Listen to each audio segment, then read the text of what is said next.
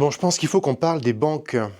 Est-ce qu'on peut bosser avec plusieurs banques dans un domaine professionnel? Vous avez une activité, une entreprise, vous êtes en auto-entreprise, peut-être que cette vidéo elle est un peu moins pour vous, et encore, on ne sait jamais si vous grandissez ou même si vous avez besoin de cette stratégie.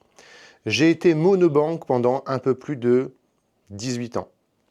J'ai toujours été à la même banque me disant, si je suis fidèle, si je mets tous mes œufs dans le même panier financièrement, et rien que le fait de vous dire ça, on sent que ce n'est pas une bonne idée, mais je l'ai fait, eh bien la banque m'appuiera, et dans les moments où c'est compliqué, elle sera là pour moi. Est-ce que ça a été faux? Non, mais ça n'a pas non plus été vrai. J'ai eu des moments d'aide, tout comme j'ai eu des moments où on m'a traité comme quelqu'un qui allait courir à la ruine, ou comme quelqu'un qui n'était plus solvable, sur des courtes périodes, ou simplement sur des résultats de bilan.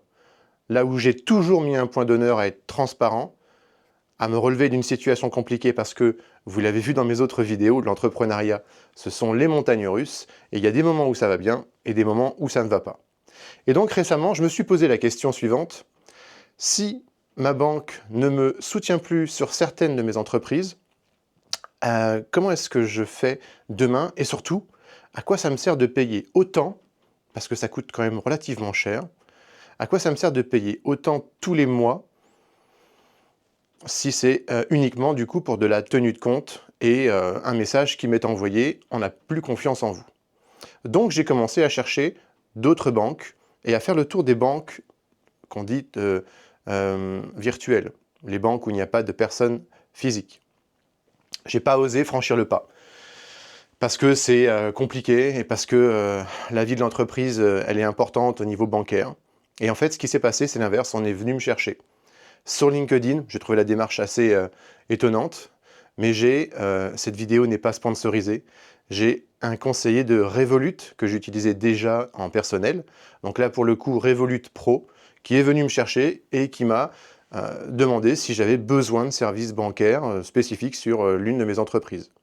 Je lui ai répondu, la seule chose qui m'aurait intéressé, c'est au niveau des taux de change, parce que je fais beaucoup d'achats à l'étranger, en Suisse, aux États-Unis, en Belgique, et ma banque me facture la moindre transaction. Et j'ai d'ailleurs essayé de trouver une solution auprès de ma banque qui m'a confirmé, après plusieurs années de demandes et plusieurs interlocuteurs, qu'elle n'avait pas de solution pour moi. Et là, Revolut me dit, ah ben, chez nous, les 1500 premiers euros dépensés en transactions sont offerts. Je dis ok, moi je suis plutôt autour de 5000. Et il me dit mais c'est pas grave, il y a des frais forcément, hein, ça on peut pas faire sans. Et il me dit donc 5000 moins les 1500, bon, sur ce qui vous reste, ça va vous coûter à peu près 20 euros par mois. De frais, tout compris? Oui. D'accord. Et c'est combien la tenue de compte? C'est 10 euros par mois. Ah ouais, donc 30 euros par mois, là où aujourd'hui, je paye entre 150 et 200 euros par mois à ma banque juste en frais de transaction. Bien sûr, je paye beaucoup, beaucoup d'autres choses. Du coup, je me dis, ok, on teste. Qu'est-ce que j'ai à perdre? Donc je teste, je reçois ma carte bancaire, il me fait une démonstration de l'interface. Et là, pourtant, je vous dis, je connais déjà Revolut, mais, et je pense que c'est pareil sur les autres banques en ligne, il y a un niveau, il y a une dimension entre ce que me propose en termes de technologie le portail de ma banque actuelle, où je suis toujours en train de pester quand je fais des virements parce que ça saute, ça bouge dans tous les sens, des fois on met son curseur là, et puis d'un coup ça se désélectionne, ou les listes elles s'auto-rafraîchissent, ou on crée des bénéficiaires qui n'apparaissent pas à certains endroits. Enfin, je le sais, hein, tous les mois quand je fais les virements de salaire, j'en ai quand même pour un sacré moment. Et j'arrive là sur cette interface ultra facile, dynamique, et qui me permet de faire commander une nouvelle carte. Je clique. Quel nom voulez-vous mettre? Ah, c'est vachement pratique. Justement, je pense à mon collaborateur qui me disait est-ce qu'un jour j'aurai une carte bancaire qui est à mon nom et pas au nom de Larzilière Julien? Ben voilà, c'est chose faite, Guillaume. Ta carte bancaire, elle arrive. Elle va me coûter rien parce qu'elle m'a coûté 5 euros. Ouais. Alors, c'est quoi le désavantage de cette banque en ligne? C'est quoi le désavantage des banques en ligne? La première, c'est ne pas avoir quelqu'un à disposition si vous avez un problème. Et encore, c'est pour le moment faux chez Revolut. En fait, j'ai discuté avec le conseiller qui est venu me choisir sur LinkedIn. J'aime bien discuter avec les gens, casser cette barrière un peu commerciale. Et donc je lui ai dit, tu bosses, c'est quoi tes horaires? C'est cool de travailler en remote du coup, parce que je me suis dit qu'il passait son temps derrière LinkedIn. Et il me dit, bah, j'ai pas vraiment d'horaire, j'essaie d'être assez dispo, et puis c'est mon contrat qu'il veut, et puis moi, ça m'éclate. En fait, je comprends à travers sa réponse qu'il essaye d'être disponible, et c'est lui mon conseiller, désormais. Je l'ai testé hier, j'avais une question, il m'a répondu dans les 2 minutes. Plus rapide qu'un mail que j'envoie aujourd'hui à ma banque, et qui va être traité aléatoirement entre quelques heures ou jamais. Ok, du coup, pour le moment, ça, c'est plus un problème. Donc, qu'est-ce qui me reste comme problème? Le découvert autorisé.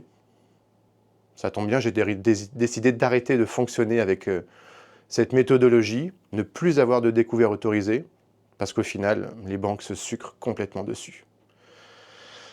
Voilà, voilà ce que je pense aujourd'hui de ma banque, des banques en ligne, des banques physiques. Est-ce que pour autant je vais arrêter de fonctionner avec ma banque? Non, pas pour le moment. J'ai envie de renforcer, j'ai envie de changer ma stratégie avec eux. J'aimerais qu'ils m'expliquent pourquoi est-ce qu'ils ne veulent plus me suivre sur certaines structures qui sont trop jeunes, j'imagine ils vont me dire, à leur goût. Mais en même temps, ils connaissent la personne qui est à bord. Ils connaissent théoriquement les 18... non, chez eux, je suis depuis beaucoup plus longtemps. Je suis depuis plus de 20 ans chez eux. Donc, ils connaissent vraiment tout sur moi. Ça, c'est quand même déstabilisant, je trouve. Et de l'autre côté, eh bien, je vais continuer à tester Revolut Pro. J'ai commencé du coup à créer plusieurs cartes avec des différents paliers, différents montants. Les cartes virtuelles, c'est super intéressant.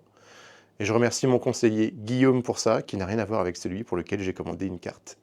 Voilà, c'était mon avis du coup sur les banques en ligne. Et je me rapproche, donc je me baisse pour vous dire petit café et à plus.